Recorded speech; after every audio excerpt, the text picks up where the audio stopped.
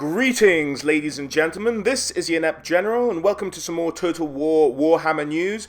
And today we got a bit of a campaign walkthrough for Lokhir Fellheart, and we got to see a few of his faction and lord details, and I thought I'd just go over some of those with you guys today in brief summary. So let's kick things off. We got our first look at Lokhir Fellheart wandering around the campaign map, and he looked pretty solid with these references to both his model and his illustration from back in the day. Now, they've done him fairly well. The cloak looks pretty good, like the outside surface looks like it's made of a sea creature, which it's meant to be, of course. The inner lining's done pretty well, much better than the sort of raw flesh he looks like in the model, or at least maybe that's just the way this model was painted.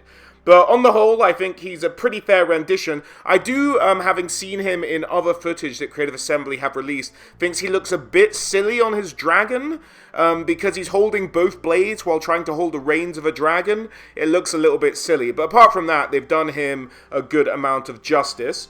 So let's look at some of his faction traits. Now, his faction looks like it's going to be called the Blessed Dread, and he will be able to go on savannas, jungles. Obviously, we'll go over his starting position a little bit later, but he starts in Lustria, so the jungle thing will be particularly helpful for him there. He gets that boost to income from slave pens and slave markets of plus 50%. Every major port will allow him to build a Black Ark, and he has a minus 50% upkeep for Black Ark Corsairs, which is a big bonus if you want to do a Black Ark Corsair army, which it looks like he'll have bonuses aimed towards those. Now, as far as his starting position is concerned, it's down here in the city of Chipiotl. Now, this is the city in which one of Lokhir's most famous adventures happened.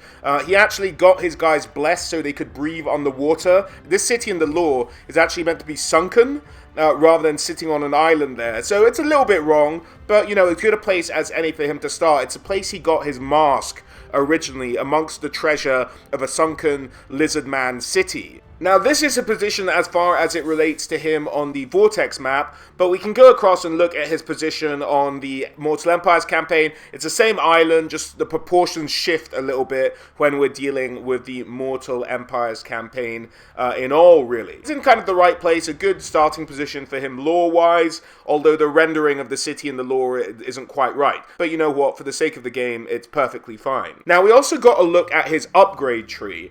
Now, here we didn't get a look at all of it, or what all his abilities will be, but we did have, and some of these we would have seen before with other Dark Elf Legendary Lords, but we'll start with his second to top row here, and we start with Bonded by Blood, +1 Lord Recruitment rank, +1 loyalty to all new recruits. The next one is the Corsair Noble, +8 leadership, +8 melee attack for Black Ark Corsairs, giving them a boost. Ahead of the Tide, again, +15 charge bonus, +10% strength, just making him a bit of a better fighter. Black Ark growth, +5 to make his Black Arks get a bit more powerful. And income from all ports, +5. And the Slaver, again, slaves captured post-battle, 12%.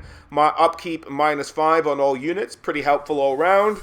And then finally, +4 public order, +3 Lord Recruit rank. Now, they're not the most powerful set of unique skills for a Lord we've ever seen. I would have thought that they'd maybe be a bit more on the Corsair front, but in the middle band, I'm sure you'll be able to boost your Corsairs a lot there as well. As we can see, he also has his dragon, Maelstrom. Now, if they make his dragon bigger than the one that Malekith rides, I'll have a bit of a problem with it. In the stream today, they did mention that his dragon is a lot bigger than the normal black dragons with riders, and I can't remember off the top of my head whether Malekith on his dragon is already bigger than the regular black dragons in the game.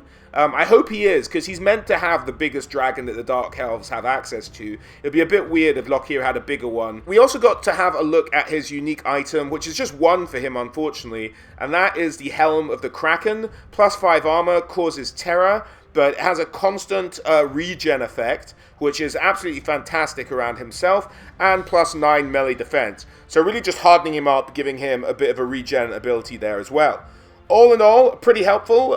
Good to have a look at some of the skills we'll have coming up if we were to use Lokhir Fellheart. Nothing that like jumps out in his skill tree that we've seen so far that's like, wow, that's amazing.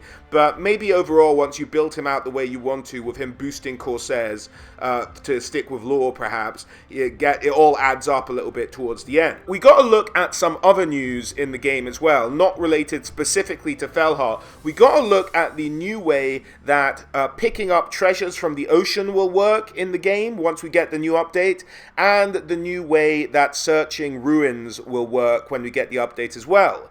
Let's start off with the treasures on the sea. Now, when you guys go to get pickups on the sea in either of the two campaigns, you just got like either an item or a campaign boost or just gold. Now, what's going to happen is there will be some occasions, now as I understand it, not every occasion will result in this, but on some occasions you will get presented with the option of a fight, as we see here.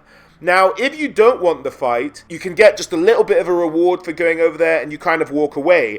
Or you can do the fight and get the biggest reward possible. Now, in the demo we actually saw today, it was someone at the beginning of the campaign went to raid the cove, so they ended up having the fight.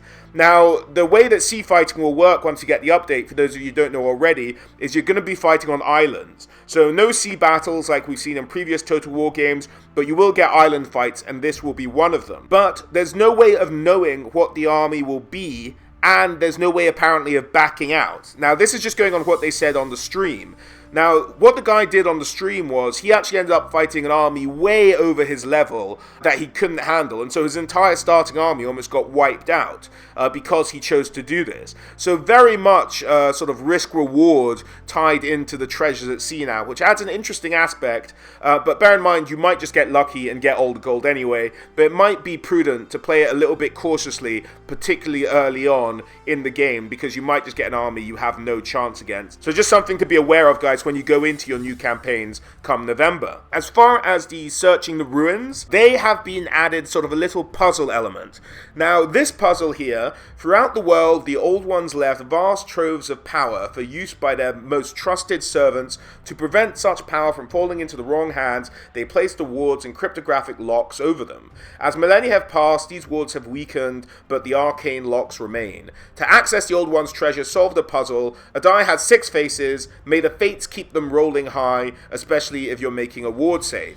Now, a lot of that is nonsense, jarble, and kind of a joke, but on this one, you really have to pay attention to the image itself and a little bit towards the text. It's kind of not really made very clear what you're meant to do off the cuff. But as you can see, there's a question mark on one of the sides of one of these dice.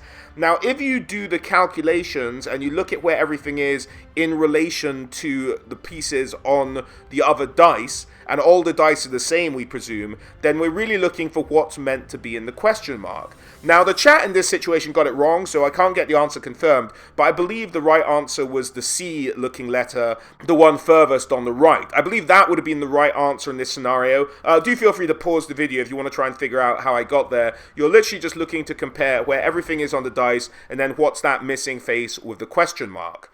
That's what I got from this one. So there'll be a few of these little puzzles as you go through searching these ruins. Now, this is a little bit fairer because it's more of a puzzle, whereas before what you'd get is a little bit of a story with what looked like just a random answer. There was no right or wrong solution. It was like you meet a group of people hanging around outside the ruins. Do you A, kill them all, B, share a campfire with them, C, walk away, or D, kill yourself? It was something silly along those lines, and whatever you like, there was no real way of knowing the right answer. So I actually might like this a little bit more in that it's kind of a mini game, but you also get to, if you're sort of sit down and figure it out, you get the reward for that, as opposed to just some randomness coming out the back end of a random story beat or other.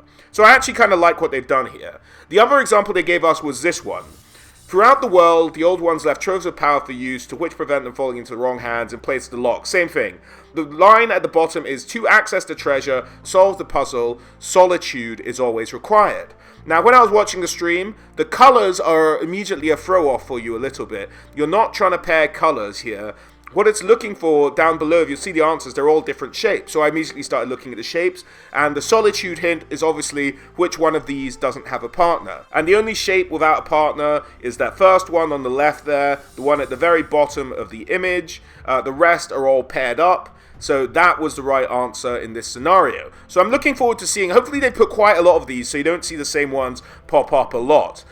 So I'm looking forward to seeing these, and maybe I do like it a little bit more than the old Searching the Ruin system. And really, that's about it for the news update today, guys. Stay tuned, subscribe to the channel for some more Total War Warhammer news, with some upcoming lore and all the rest of the good stuff. Other than that, guys, as always, a huge thank you for watching, and I hope to catch you all on the next one.